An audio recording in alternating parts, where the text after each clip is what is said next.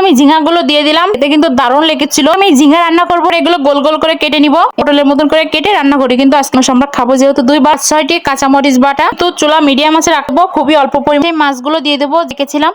আর যেহেতু সবজি রান্নাটাই কমে গিয়েছে দেখুন। আসসালামু আলাইকুম বন্ধুরা, আজকে চলে আসলাম আমি আরো একটি অসাধারণ রান্না নিয়ে। খুবই সাধারণ একটা সবজি কিন্তু আমি রান্না করেছি খুবই অসাধারণ ভাবে। কিন্তু আজকে আমি ঝিঙ্গা রান্না করব, দেখে কিন্তু বুঝতে পারতেছেন বাজার থেকে কিনে এনেছে এগুলা, আমাদের সবজি বাগানের না। কিন্তু এখন আমি খুব সুন্দর করে ঝিঙ্গেগুলো ছুলে নেব, তারপরে এগুলো গোল গোল করে কেটে নিব। এই যে দেখতেই পারছেন কিন্তু কি সুন্দর করে আমি খোসাগুলো ছাড়িয়ে গোল গোল করে কেটে নিয়েছি। আমি কিন্তু এগুলো কাটার আগে ধুয়ে নিয়েছিলাম, কাটার পরে কিন্তু ধুইনি। এগুলো আজকে আমি গোল গোল করে কেটে নিব। অন্যদিন কিন্তু আমি রান্না করি যখন মাঝখান থেকে চিড়ে নিই, তারপরে এগুলো কাঁচকলা কিংবা পটলের মতন করে কেটে রান্না করি, কিন্তু আজকে গোল গোল করে রান্না করব। আর ঝিঙ্গাটা আমি আজকে রুই মাছ দিয়ে রান্না করব। বাসায় মাত্র 3 পিস মাছ ছিল, তাই আমি সেই 3 পিস মাছটা 4 পিস বানাই নিছি। 2 জন মানুষ আমরা খাবো যেহেতু 2 বার, তাই এগুলো এখন আমি ভাজি করে নিব হালকা করে। একদম কড়া ভাজি কিন্তু করব না, লালচে লালচে হলেই আমি উঠিয়ে নিব। ভাজি করা মাছটা উঠিয়ে নেওয়ার পর যে তেলটা থাকবে এই তেলটা দিয়েই কিন্তু আমি রান্নাটা করব, তাহলে কিন্তু রান্নাটা বেশ মজা লাগবে। এই জন্য আমি অন্য আর একটা কড়াইতে, যে কড়াইতে রান্নাটা করব সেই কড়াইতে তেলটা উঠিয়ে নিয়েছি।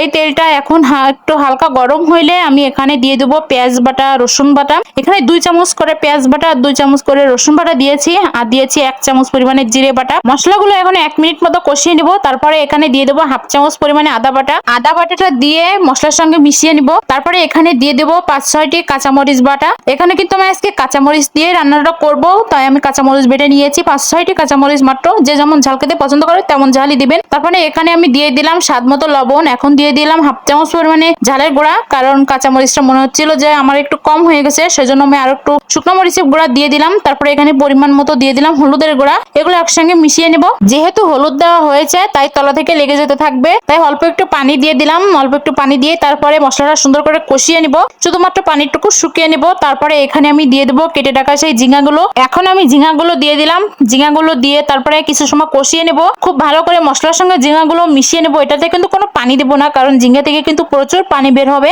তারপরে একটু নাড়াচাড়া করে আমি ঢাকনাটা দিয়ে ঢেকে দিব পানিটা গলার জন্য। 5 মিনিট পর ঢাকনাটা উঠিয়ে দেখবো যে কি অবস্থা।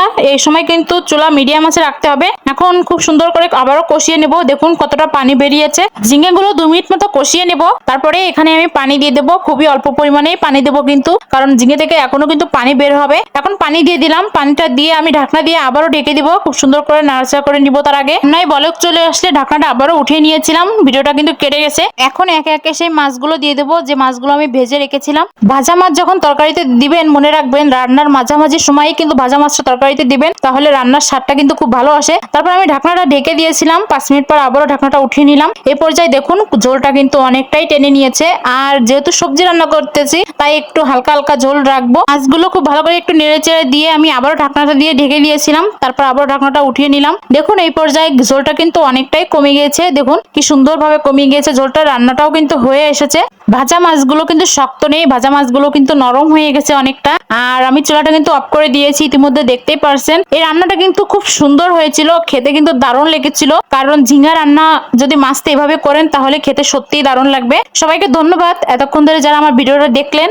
আর যদি ভিডিওটা ভালো লাগে তাহলে লাইক কমেন্ট করে একটা শেয়ার করে দিবেন। আল্লাহ হাফেজ, সবাই ভালো থাকবেন।